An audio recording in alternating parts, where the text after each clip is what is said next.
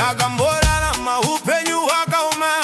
Zuva nezuva ndaizama kuteya mariva, kurima garden, kutengesa pamusika, asi zvese zvairwadza mwoyo waitema.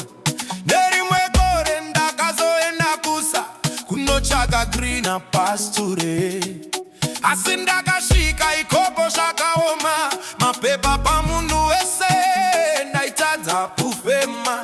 Ndakamira mumitsara, misodzi mumaziso, ndichiti Mwari pindirai. panolapera simba, Vamwe vachiseka, vamwe vachinyara, asi ndakabata buku rangu ndikaramba ndichinyengetera.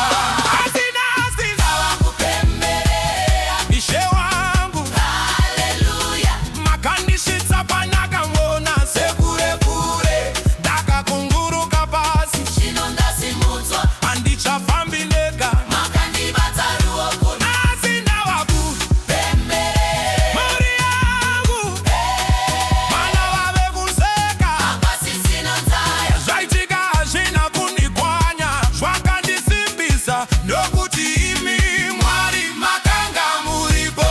Ndairara muRome nevasikana nevakomana, 4 bunk bed, hope dzichidona, foli chingonanzva, haone basa here, Moyo uchivava, asi ndichiti Mwari muchandirwira. Ndakaenda kumaofisi zuva roga roga, CV muruoko, mapepa asina kubera, vachiti tichakufonerai. vakangonyarara, asi pakati peusiku ndainamata ndichiti Handisi kuzoreka, ndakachema mudaka, ndakaseka mushawa, ndichiyeuka kumusha, mai vachinisandira, vakati mwanangu rambonyengetera, nzira yakaoma ndiro inoburitsa simba.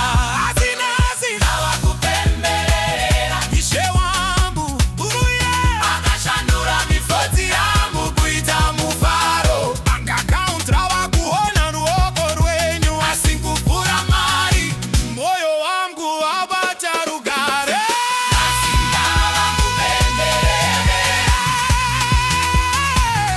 Mhuri yangu tatenga chikafu, tatenga hembe dzeChristmas, vavengi vangu havakubvunza. vakazviita sei ndichimboti mweya mutsvene ndiyakandivhura musuwo.